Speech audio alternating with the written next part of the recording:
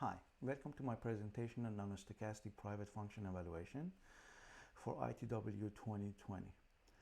My name is Farhad Farokhi and I am from the University of Melbourne, and this paper is in collaboration with Girish Nair from the same department and university. So why non-stochastic?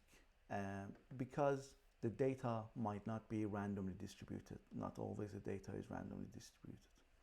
Also, even if it's randomly distributed, its distributions might not be known to us, or they might be time varying. So we might want to construct something that's, takes into account the fact that these distributions change a lot over time.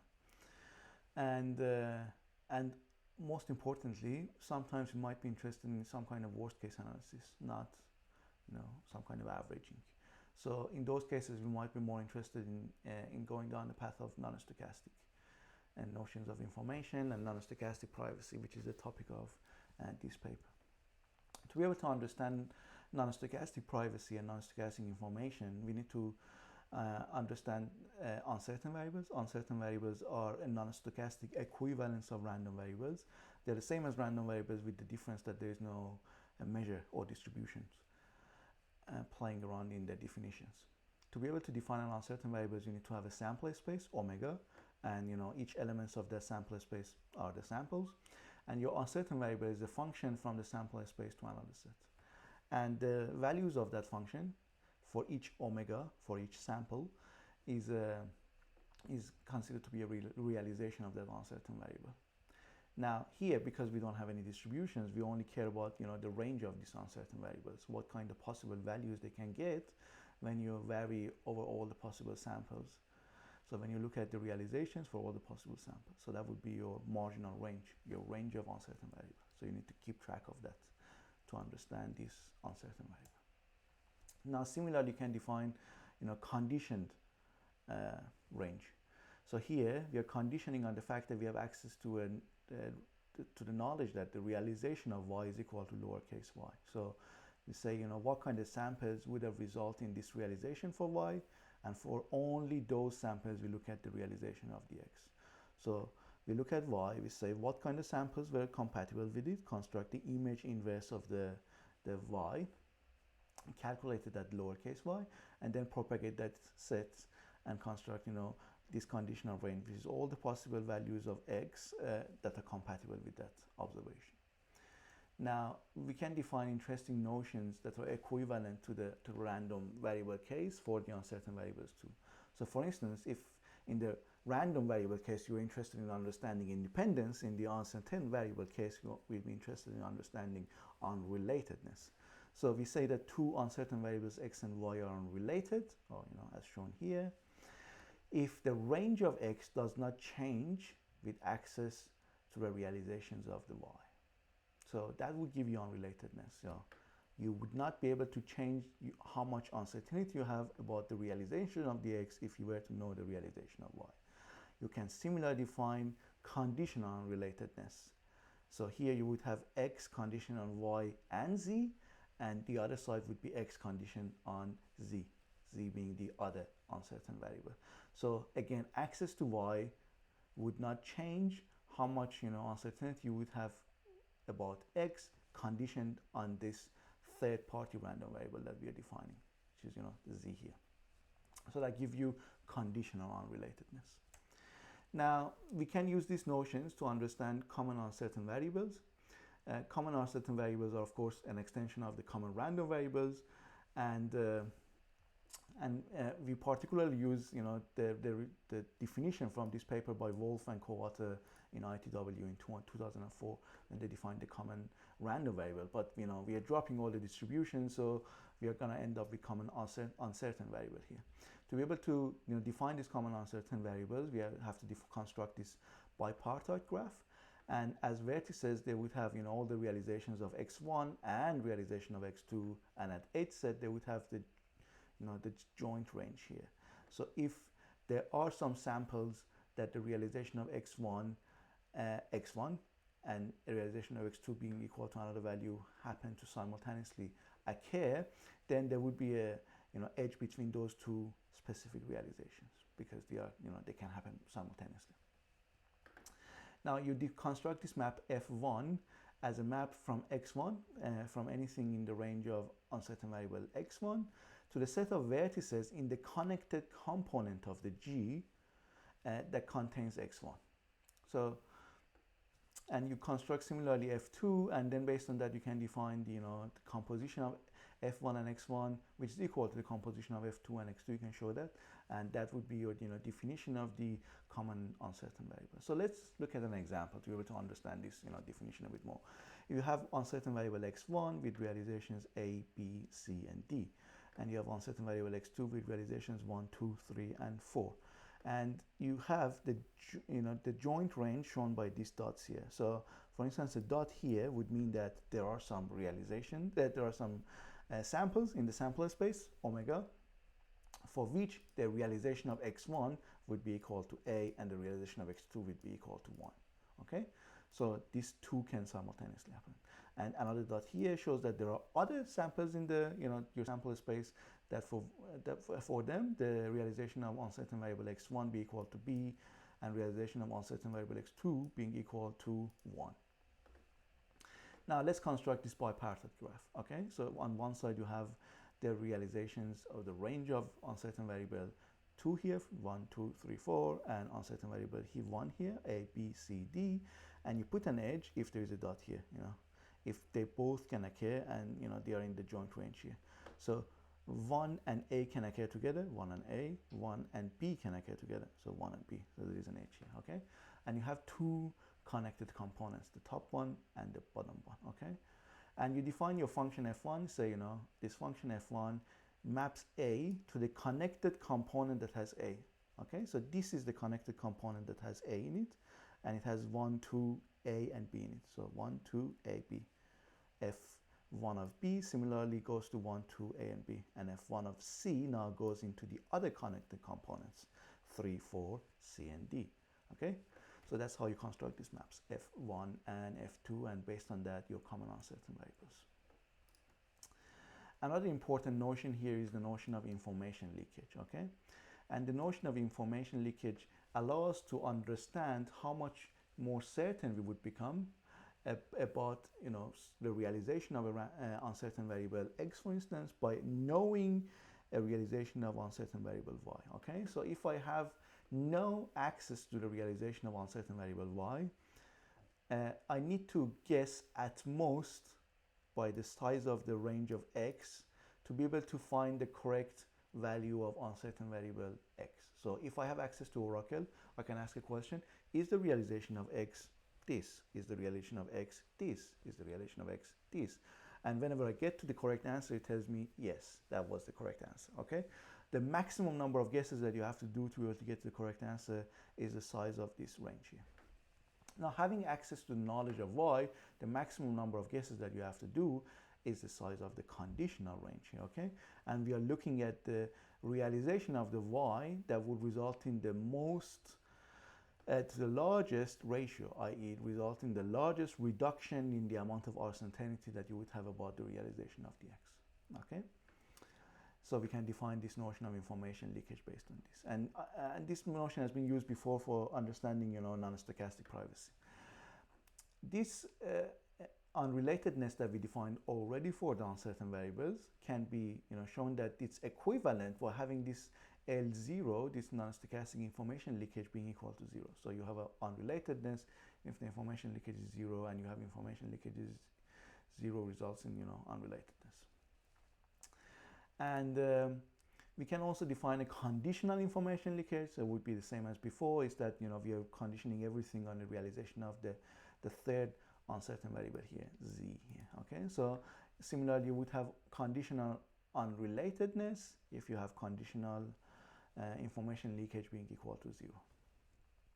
Another useful notion of information in this non-stochastic information literature is the maximin information. So the maximin information defined a long time ago, if you want to look at the stochastic case by Wolf and co-author in 2004 and the non-stochastic case by my co-author in 2013, and they both papers show that you can come down the path of a stochastic, random variable scenario and the non-stochastic case, uncertain variables, and be able to get to the zero capacity using this, notion of information. and it happens to be equal to the logarithm of the size of the range of the common uncertain variable. So, how much uncertainty you would have about the common uncertain variable, that would give you the I star. Okay? There is a relationship between this information leakage L0 and I star, and that the I star is lower bound for L0. So when you have conditional unrelatedness, for instance, and the L0 becomes equal to 0, then I star should be equal to 0 too, because I star is lower bounded by 0 as well. So it would be, sandwiched between 0 and 0, so it should be equal to 0. Now, using these notions of information that we presented so far, we can define the perfect privacy in the non-stochastic framework.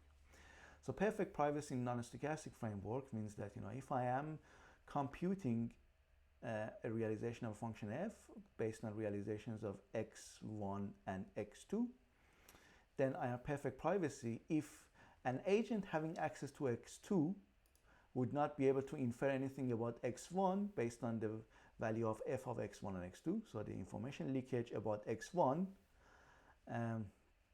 and the value of f of x1 and x2, conditional x2 is equal to 0, and vice versa. So the amount of information leaked about x2 given x1 is equal to 0. So this way you would have perfect privacy. Now, the common uncertain variable that I defined earlier is useful here. Sorry, this should be achieves. Is that the common uncertain variable is unrelated to x1, conditional x2, and is unrelated on x2, conditional x1. So if you construct any function of the common uncertain variable, you would be able to instantly meet the perfect privacy. Now, we have a reverse property here too, which is important and interesting, is that if you have any function f that achieves perfect privacy, then there is another function g that can compute this f of x1 and x2 based on the common uncertain variable. So you would not be able to do this if this function is not, can't be written down as a function of the uncertain common variable. You would not be able to achieve perfect privacy. Okay, so that's quite neat, and unfortunately restrictive, because not all the functions can be written in terms of the common uncertain variable. So in general, if you need to compute an arbitrary function, you would not be able to meet perfect privacy, and that motivates you to be able to define almost perfect privacy. And in the almost perfect privacy, we are bounding the information leakage by gamma. Instead of saying they should be equal to 0, i.e. gamma being equal to 0, we are saying they are bounded by gamma for some positive gamma possibly, and we call that gamma privacy. And to be able to meet this gamma privacy, we can go down the path of relaxing unrelatedness to delta disassociation, which is something that it has been done recently in the context of non-stochastic information theory, and then use the definitions using the delta disassociation to be able to understand common uncertain variable and extend that to almost common uncertain variables. So in this case, you're not dealing with the uncertain variable, you're dealing with something that's very similar to an uncertain variable, and the similarity of it is captured by this delta here. So it's almost the common uncertain variable. And if you have any function that's a function of this almost common uncertain variable, then you would be that function would meet gamma privacy with gamma given by this minus the log of the delta. And the delta here is the level of the almost common uncertain variable. Now, what will happen in the multi-party case? Whatever I've said here so far has been about understanding the two-party case. When you have more than two parties, if you have n parties, you can similarly define gamma privacy and say, look, I have this that given access to the realization of uncertain variable xy. So if I have access to xi, I should not be able to use the output f of x1 to xn to be able to infer anything about x minus I, which is uncertain variable belonging to all the other agents that I don't have access to the realizations. So I don't want this computation, this function evaluated at for these uncertain variables to give me any information more than what I already know. So I mean by a factor of gamma, of course, yeah. So and you have to enforce that for all the possible uncertain variables. Now, in this case, you can show that it's actually interesting to see that, if you have a uncertain variables that are, compact in, the range of them are subset of a compact space, x min and x max, and even and you have functions that are Lipschitz in this, with this definition. So when you change the value of only one of the uncertain variables, the value of this function would not change as much. And if you were to use a linear quantizer with this many levels, the composition of that linear quantizer with the function f that you're interested in computing is gamma private. So that's quite a nice, neat recipe. If you need to compute function f, compute f, pass it through a linear quantizer, and you would have this notion of gamma privacy, achieved. But how good is this composition? Of course, I can, have only one level quantizer, and the output be always constant. I would be having, the most amount of privacy as I want. But would I be able to say anything about the utility I have here? So how close is this, composition of this quantizer with function f to the function f itself? Now we say that this composition is beta accurate if the distance between the composition of m of f, which is f prime, and f, the original function, is upper bounded by beta, and you're looking at the supremum of all the possible, realization of the x. And we'll be able to show that, this composition of the linear quantizer with the original function f is in fact, possible to give some level of accuracy for it. Now, this seems like a complicated formula, but if you drill down a little bit, we are going to look at the privacy accuracy trade-off. We are going to see that the beta, which is the level of the accuracy that you have, times exponential of gamma, which is the level of the privacy that you have, this multiplication is a constant, okay? So if you were to increase your privacy, which means that the gamma should be smaller, okay? So if we select the smaller gamma, smaller information leakage, higher privacy, this exponential of gamma is gonna, exponential of gamma is gonna get smaller, and that would mean that to compensate, beta should have to get large because the multiplication is a constant, okay? So you're gonna have a larger bound between, f and f prime. And alternatively, if you were to want to push the accuracy and make it better and better, you have to make beta much more smaller, so the difference of f and f prime is smaller, and a smaller beta means the exponential of gamma should be growing larger, and that would mean more information leakage possibly, and a higher information leakage and a lower privacy level. Now, to conclude, I guess this paper was about understanding, non-stochastic perfect privacy a little bit, and try to relax that into, a notion of privacy that might work for us, in a general setup for evaluating functions. And to be able to do that, we have to define, common uncertain variables and understand its relationship with perfect privacy. So of course you can use common uncertain variables to achieve perfect privacy, but it's not always possible to write functions in terms of the common uncertain variable.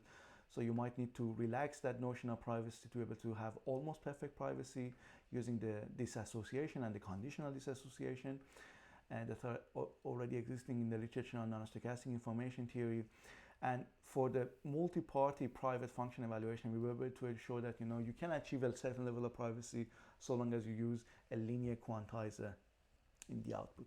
So if you kind of get the correct answer and then you bin it, you put it into different bins, and then you would be able to achieve privacy there. Now, important direction for future work is understanding optimal privacy utility trade-off.